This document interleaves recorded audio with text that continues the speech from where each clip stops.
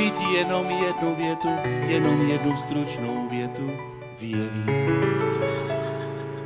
Julie, z hlávek zelí tvoje jméno na záhoně vysázeno, chtěl bych mít, aby mi tvé jméno Julie připomínalo kalorie.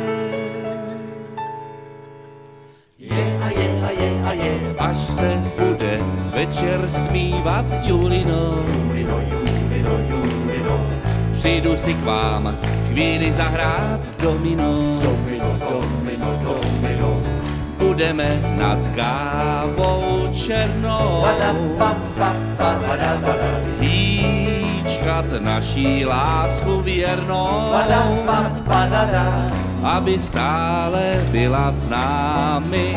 Julino, Julino, Julino, Julino, nechoď za mnou, raději milý Romeo.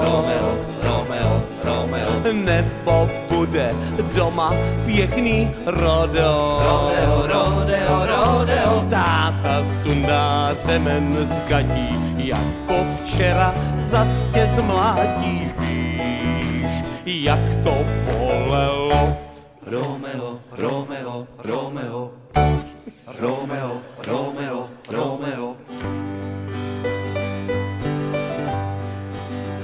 Někdy si myslívám, když stojím pod tvou pavlačí, že jeden výprask moji lásku zlomit nestačí.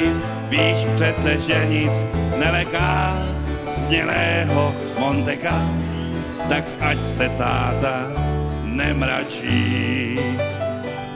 Jsi jako mladý motýl, který dostal do hlavy. Vidím, že jedna rána drzosti tě nezbaví. Zmiz nebo doběhnu si hned pro lehký kulomet.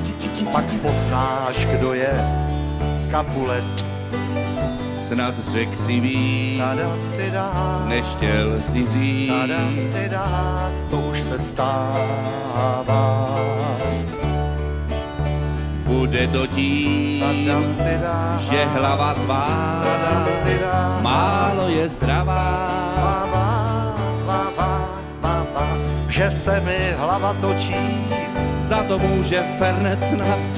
Teď pěstí na obočí, musím ti své verše psát.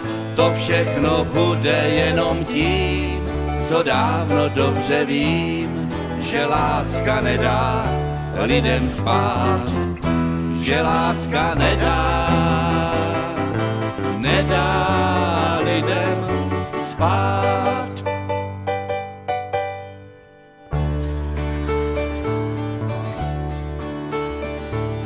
Kde ses včera bral a s kým? Ty můj kvítku medový, to se nikdo nedoví. Kdo tvé oči tak podmaloval? To se těžko pochopí, jenom těžko pochopí. Capulet to byl, já vím, jeho rukopis já znám. Já ho dobře znám, hned s tím lumpem zatočím, jeho smělost potrestám.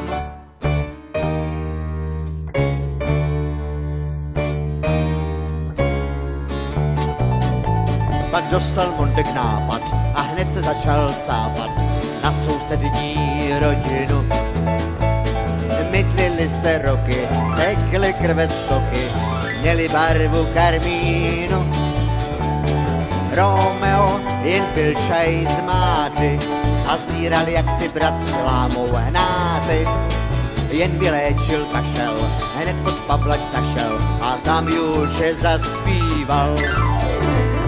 Ty jsi to moje zlato, který mám tak rád. Teď už se celkem za to nemusíme bát.